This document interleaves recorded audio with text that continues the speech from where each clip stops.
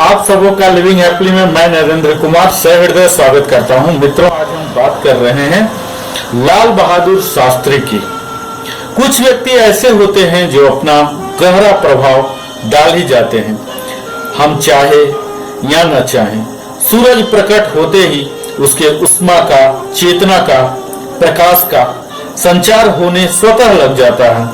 किवाड़ बंद करने पर भी सोया हुआ भी आखिर हार मानकर उठता है और सूर्य देव के सामने प्रकट हो जाता है। साधारण परिवार में जन्म लेकर अपने निरंतर प्रयासों व अनुकरणीय त्याग व लगन से उन्नति के शिखर पर पहुंचने वाले महापुरुषों में लाल बहादुर शास्त्री का नाम बड़े सम्मान से लिया जाता है।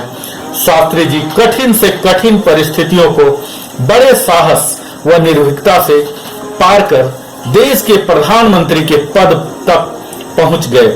अपनी सच्ची सेवा व देश प्रेम के लिए वे भारतवासियों के हृदय में चिर स्मरणीय रहेंगे।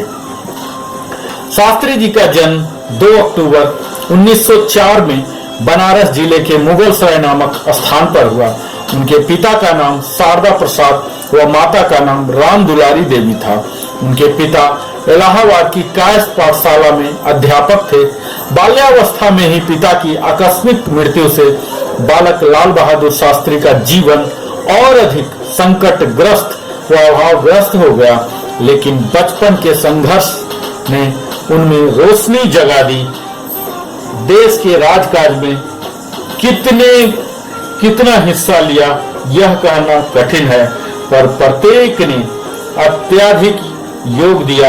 यह सामूहिक शक्ति का प्रादुर्भाव हुआ और हमारा देश हमारे हाथों में आया। इस कार्य में असंख्य नर नारी थे, ज्ञात और अज्ञात, छोटी और बड़ी, सभी प्रकार की हस्तियां। उनमें से एक थे हमारे लाल बहादुर शास्त्री।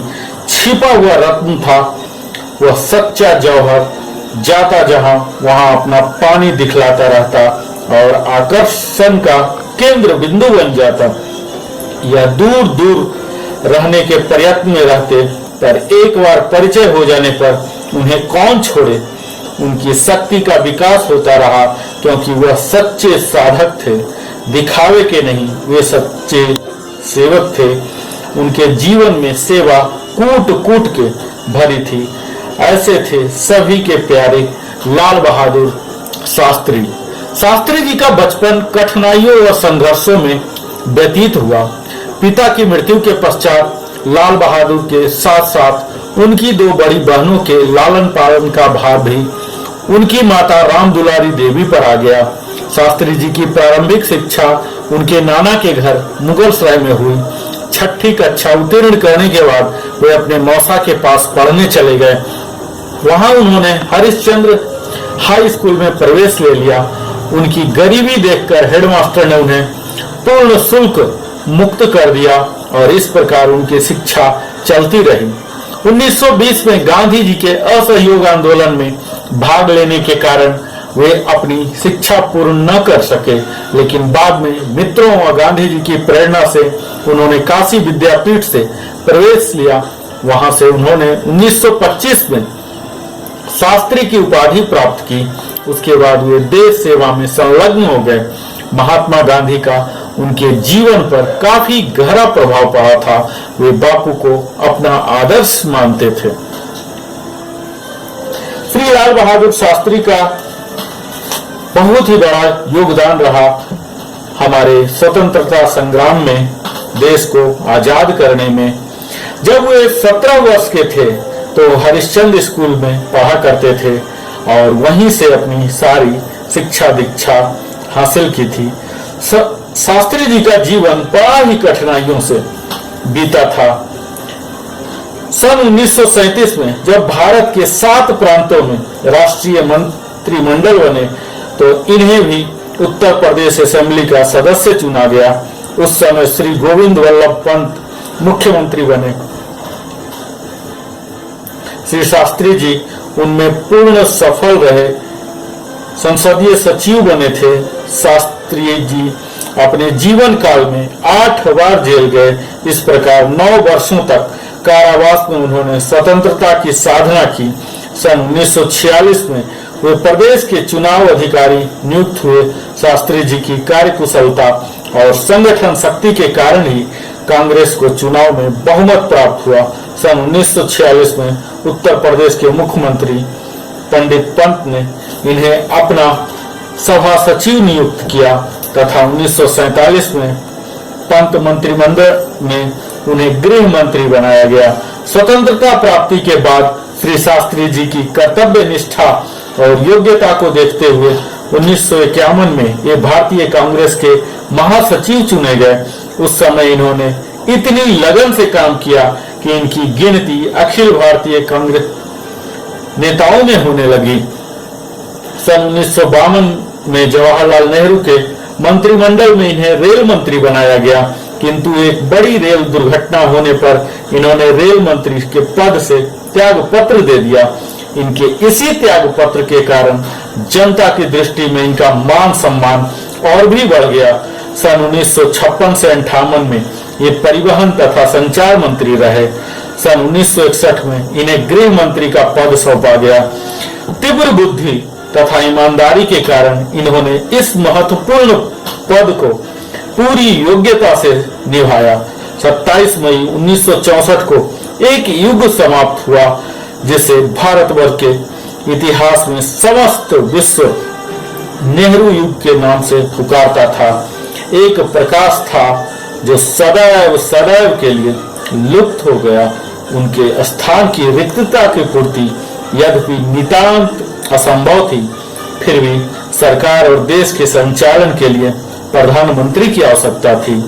उस समय श्री लाल बहादुर शास्त्री जी ने प्रधानमंत्री के पद को संभाला तथा अपनी कर्मठता, मधुरता तथा स्पष्टता, दो टूक भाषण शैली परंतु निर्णय की शक्ति, अभिमान रहितता आदि गुणों से सबका मन मुग्ध कर लिया।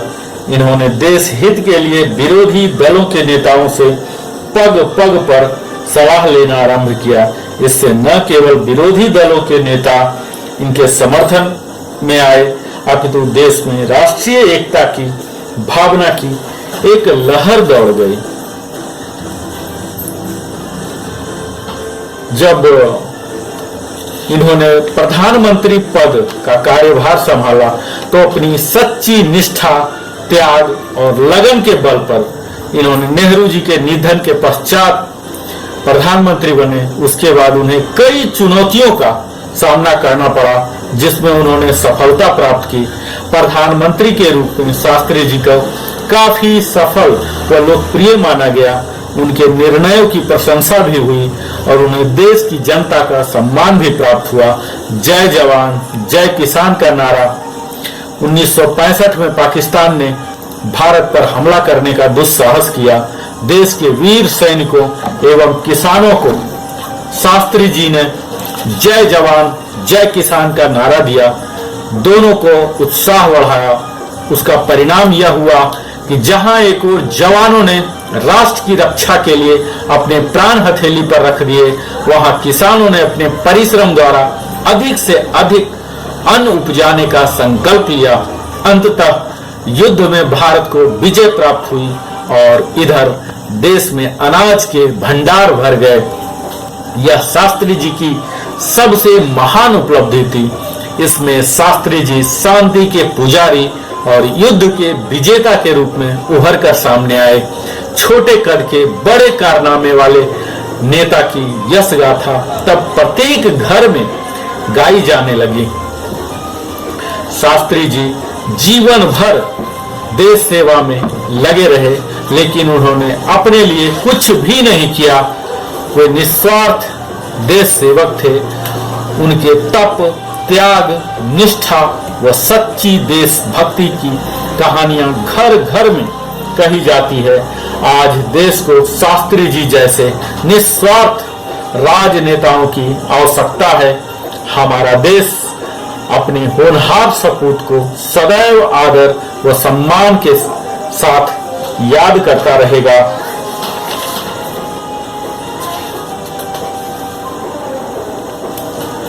शास्त्री जी बड़े ही नन्हे व विनम्र रहकर भी हिमालय जैसे ठोस उद्यम व देव पुरुष जैसे पावन बन गए। वह देश की विशाल समस्याओं और उनकी जटिलताओं से परिचित थे।